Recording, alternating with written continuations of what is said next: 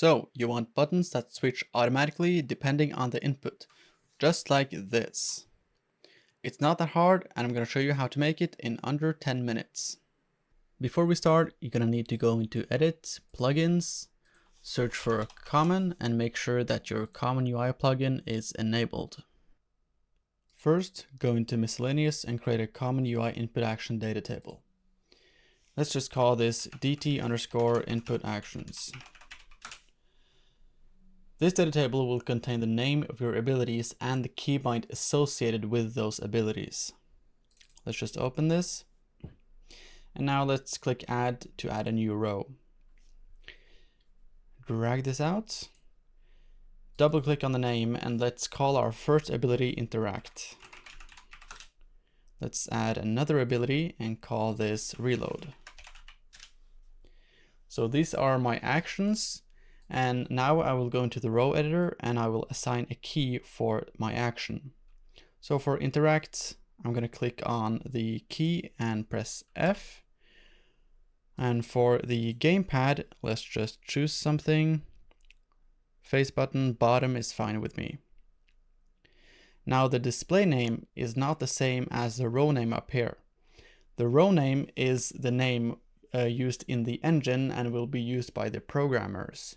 However, the display name is the name that will be seen by the player if you ever display the name of the ability on screen.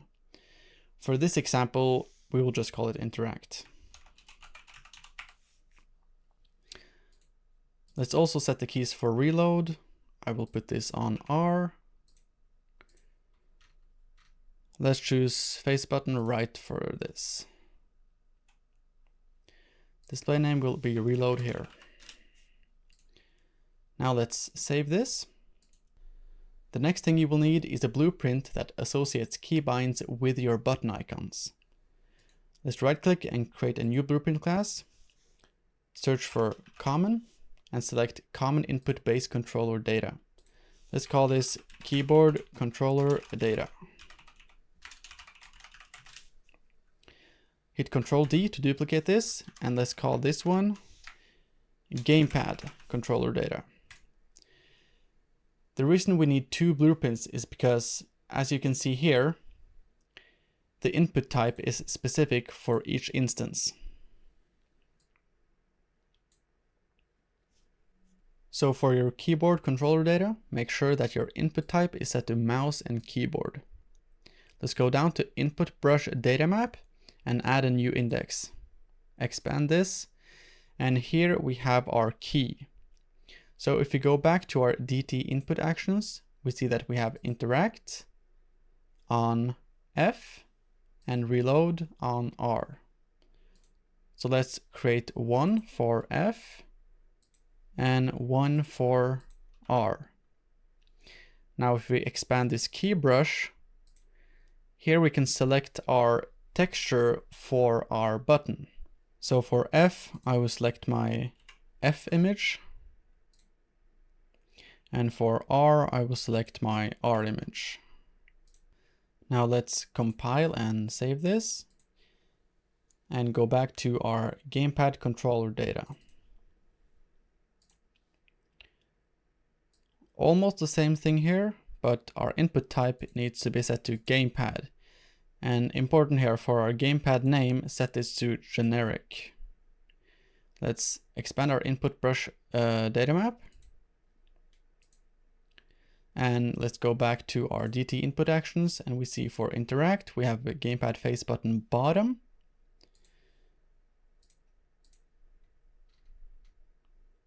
There we go. And we have another one. And we had face button right.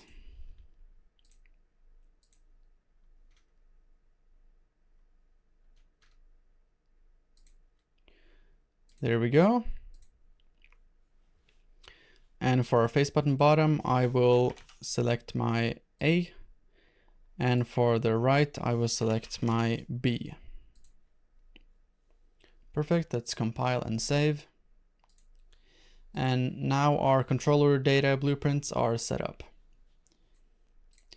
Now we're almost done. The only thing we need to do now is to go into Edit, Project Settings, go into Common Input Settings, expand the platform input and go into Windows.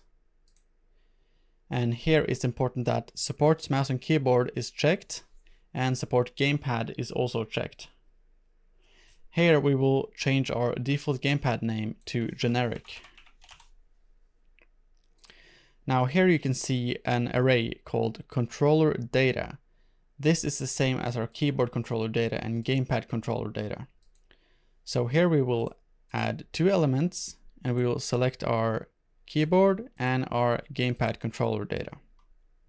Now, as you might have figured out, we can add as many elements as we want to this array. So if you want, you can have as many keyboard and gamepad controller data blueprints as you want.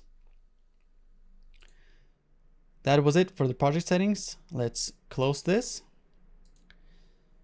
Now the final thing we need is a HUD to display our widgets. Let's go into user interface, create a widget blueprint. I'm just going to call this BP HUD. Let's drop in a canvas and let's also drop in two common action widgets. I will anchor this to the lower right.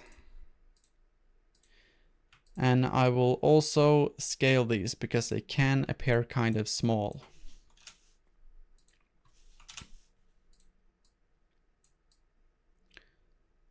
All right, now let's go into our first common action widgets, expand the input actions by adding a new element. And for our data table, we will select the data table that we created first, the DT input actions. Now for the row name, this relates to the actions in our input actions data table, for example, interact and reload. So for the first one, let's just select interact. And for the second one, we will do the same thing. And for this one, we will select reload. Now we're all set up. Now we can just compile and save and test this out. As you can see, I just connected my controller. Now let's play and test this out. So you can see I have my F and R key down in the bottom. And if I now touch my controller, it's going to switch to the gamepad buttons.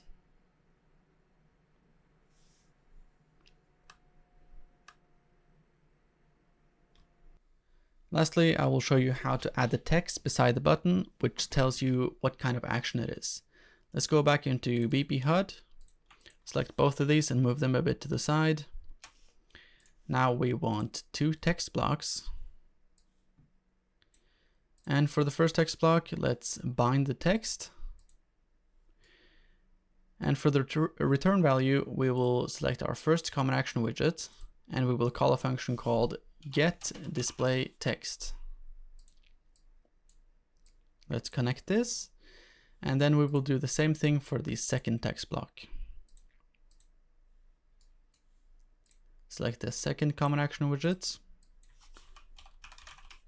getDisplayText, and connect this up. Perfect. Let's not forget to anchor these to the bottom right. Now let's try it out. There we go. We got interact on F and reload on R. Let's see what happens if I use my controller. There we go. A for interact and B for reload. Perfect. Now just one last thing before the end. It's important to remember that the keys and keybinds we set up for the common input is not related to the input for the player character. And is not related to enhanced input in any way. The input you use in the common UI plugin is purely for UI, and it will not relate to any other type of input system. Alright guys, that's it for this tutorial. Thank you for watching, and I will see you later.